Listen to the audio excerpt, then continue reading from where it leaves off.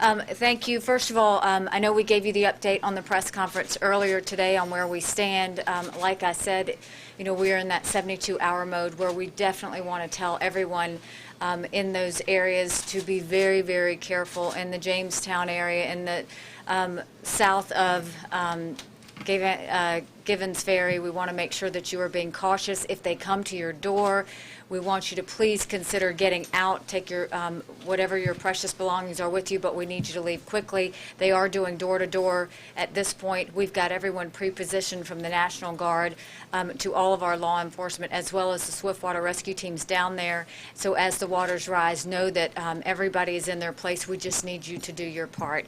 I specifically want to say thank you because as we have partnered through all of this as a state, we have had a great partner with FEMA who was here as we pre-positioned, they pre-positioned and got us ready. And so as we've gone through that partnership, I want to continue to thank Craig Fugate, who came very early on, Mike Moore and Gracia Check, who have been here from the very beginning to kind of get these things going.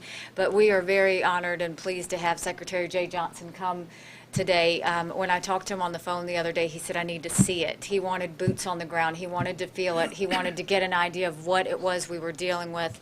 We just had a great briefing with Senator Scott, our congressman, and a lot of other officials, as well as with FEMA, just to make sure that we're moving in the right direction and that everything is being heard. And so we'll continue to move in that direction. But this is, we're still in response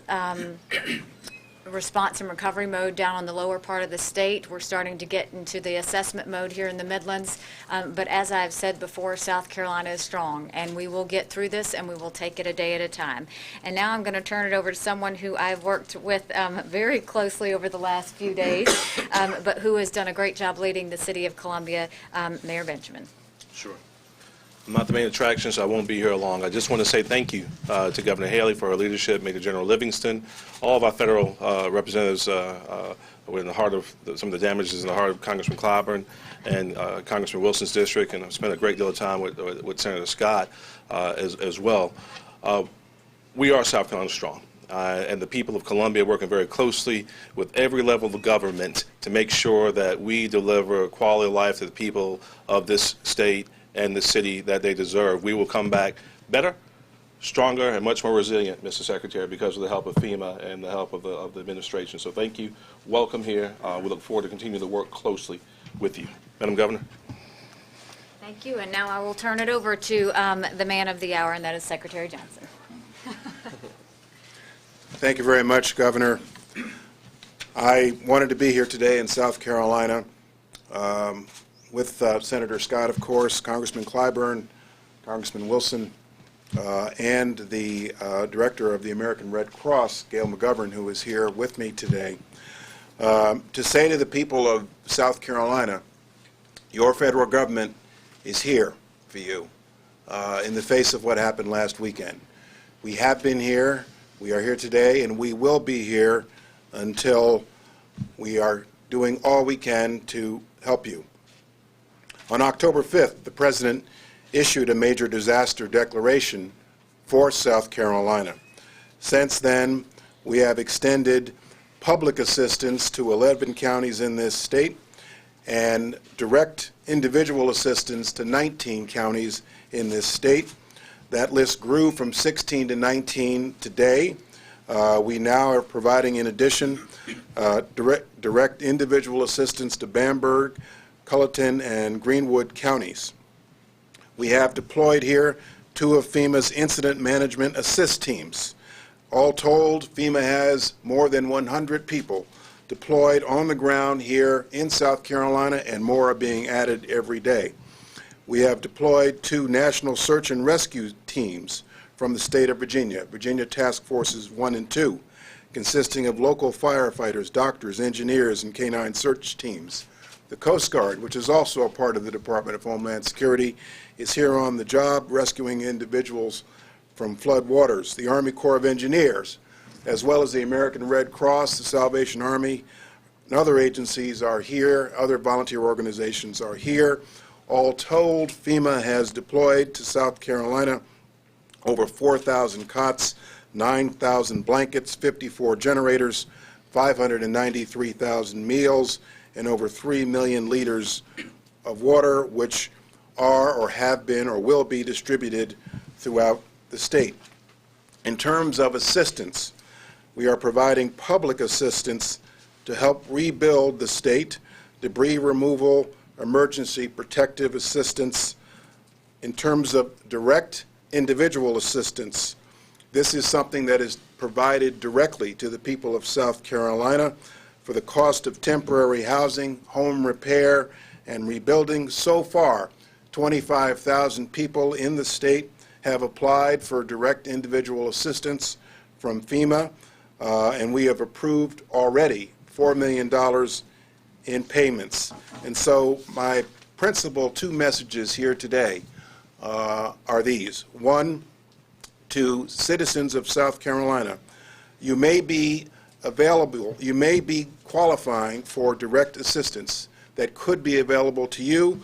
You should go to www.disasterassistance.gov or contact 1-800-621-FEMA to determine whether or not you qualify for direct assistance in light of the floods and the disaster here. The other thing I want to stress, as the Homeland Security Secretary for this country, this is a plea to the citizens of South Carolina. Listen to your state and local leadership when they tell you to evacuate or whatever actions they tell you to take of a precautionary nature. Listen to your leaders in this state. Follow what they tell you. Do not assume you can simply wait this out, even if the sun is shining. Listen to the governor, listen to your mayors in what they tell you to do in your best interest. Thank you very much. Thank you, Secretary Johnson. And now we're going to go in order. Senator Scott, then Congressman Clyburn, Congressman Wilson, and then I'll come back up. Well, Governor Haley, thank you for your amazing leadership over the last several days. And frankly, 2015 has been a very difficult year for South Carolina, and your leadership has been outstanding. Secretary Johnson, thank you for taking the time to come to South Carolina. Thank you for your coordination. And I know you're responsible for FEMA. And we have, in my office, had several conversations over the last few weeks, and it has been outstanding work on behalf of FEMA, and we are thankful for your leadership being here as well. Red Cross, God bless you. You guys were calling my phone at 11 p.m. at night because you knew there needed to be help somewhere in the state, and you were dedicated and you were committed to providing that assistance. The citizens of South Carolina have a major gratitude to you. Thank you so much. I will say that having been born and raised in the Charleston area, when the sun is shining and the land is dry, we sometimes take for granted that because we've seen so many water incidents in the past that we take this one for granted. There's no doubt that there is an absolute necessity to pay very close and clear attention to the leaders on the local level and on the state level as they ask you to leave. Do not wait till the last minute to make a decision. Have an evacuation plan now. Get that plan out, review it, know where your friends are, your family members, your seniors. It is so critically important that now, while it is land is dry and the sun is shining, this is the time to make the decisions on where you're going, not if you're going, but where you're going in those areas that will be affected. The governor mentioned a few of those areas. I think it's very important for us to continue to work diligently to make sure that we make the right decisions today while we can in those areas that will see real flooding coming in our direction. I close by saying simply this, that it is wonderful to be a part of the South Carolina strong family. We've seen so much leadership, even from those emergency responders that we see every single day risking their lives on behalf of everyday citizens. This week and last week, we've seen the best of South Carolina, and our emergency responders deserve so much credit for the way they've handled this situation, and residents who have helped other residents. God bless you. God is truly blessing us with the way that you're working. Let me first of all thank Governor Haley for her innovative leadership in this and other issues we faced here in South Carolina this year and in prior years. I want to thank Secretary Johnson for being here. He is a remarkable public servant that I'm pleased to work with, not just here in South Carolina, but all across the country as well. Ms. McGovern, President McGovern, thank you for the American Red Cross and all that you do. And I want to thank my colleagues for their support as well. I have three things that I really want to point out, especially to the public.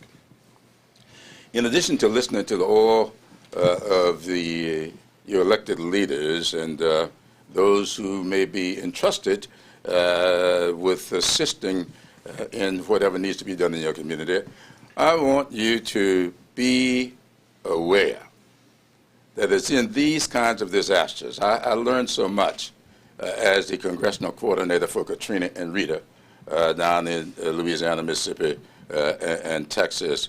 Of course, Texas is where we were sending people.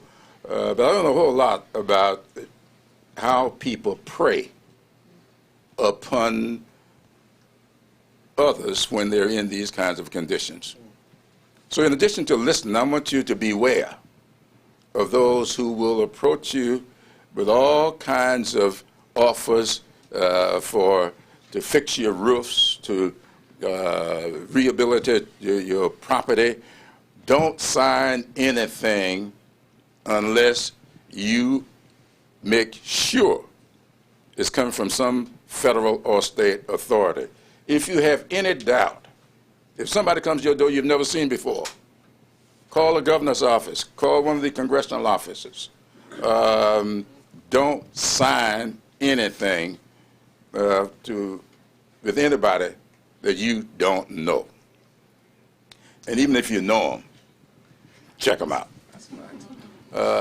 Secondly, I want to say that I'm hopeful that as we move forward, that we can sit down and take a look at the aid that is available. There is a limit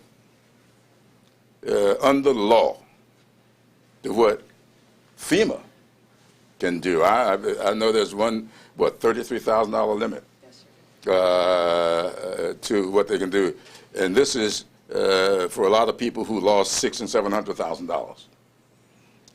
We're going to have to make some declarations at the federal level in order to get supplemental appropriations that will be necessary to stand some businesses back up, to get some individuals back in their homes, and get transportation going for people who are without transportation. So I would hope that as we go forward, all of the mayors, the county commissioners throughout the affected areas will begin to sit down and start putting together that which is necessary to get your community stood back up, and work with these congressional offices and the governor's office so that we can coordinate our efforts. I don't want to see all of these supplemental appropriations going to help other disaster areas in South Carolina not get its fair share. These are your taxpayers, and you ought to be treated the same way that other states get treated. Finally, let me say this. I know it is very easy to dismiss this kind of effort because it's a natural disaster.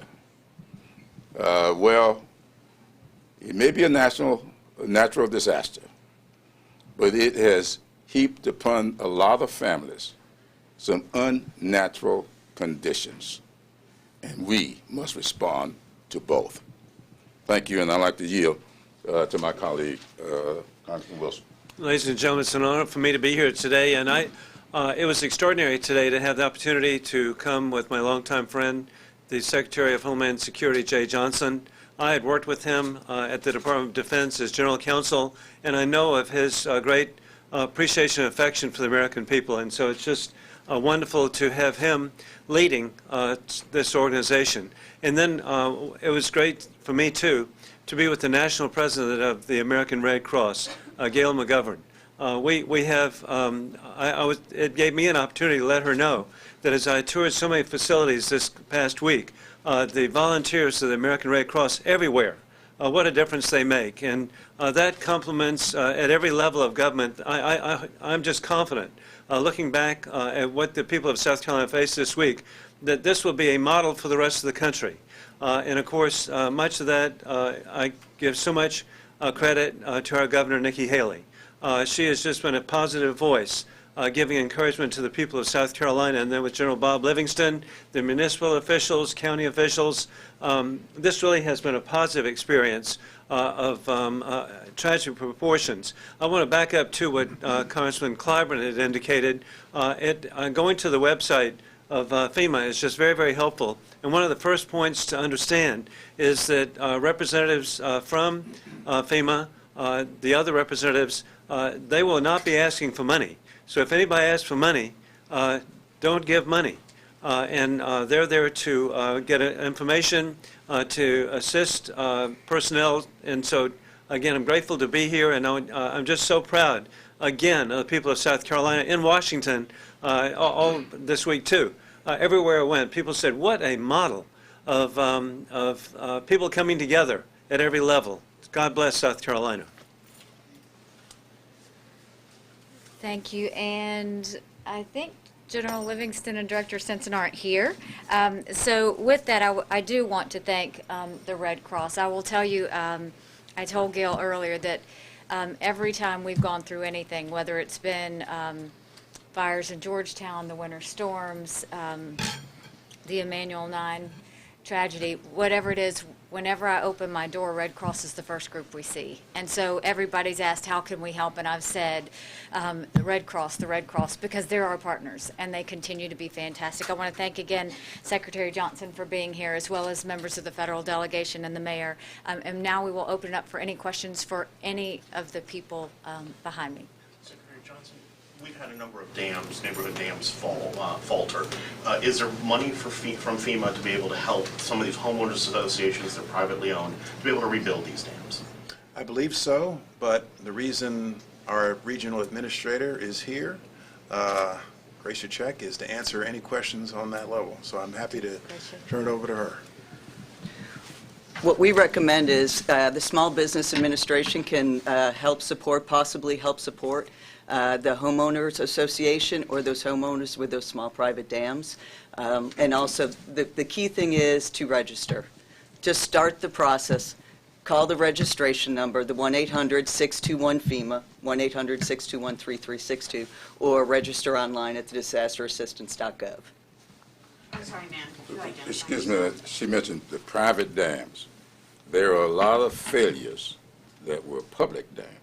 Mm-hmm. And that's where the supplemental appropriation has to come into play. So let's not brush this under the rug here. We are going to have monies that we don't have.